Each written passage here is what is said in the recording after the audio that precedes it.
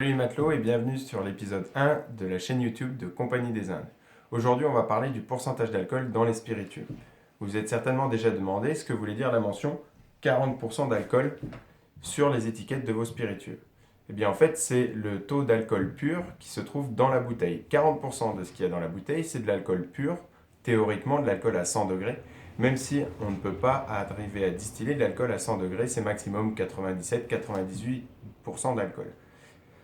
Le reste, les 60% restants, c'est de l'eau. Vous avez déjà entendu parler de la dilution, de la réduction des spiritueux. C'est ajouter de l'eau dans un spiritueux pour diluer le degré d'alcool pur dans le contenant. Pourquoi on fait ça? Parfois on entend l'histoire de high proof, navy strength, cask strength. Ce sont des embouteillages bruts de fût où l'on prend le liquide comme il était dans le fût avec un degré d'alcool élevé et on le met directement dans la bouteille sans ajouter de l'eau.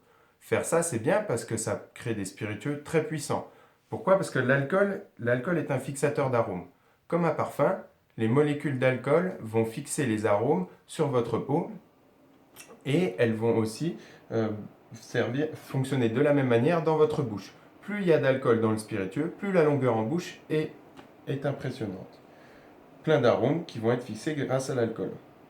Alors, pourquoi est-ce qu'on réduit les alcools à 40%? Eh bien, c'est souvent pour une question économique, puisque le rhum, le whisky, tout autre type de spiritueux, ça coûte cher. Et plus on met de rhum dans la bouteille, plus le degré d'alcool est élevé, moins on met d'eau. L'eau, forcément, c'est moins cher.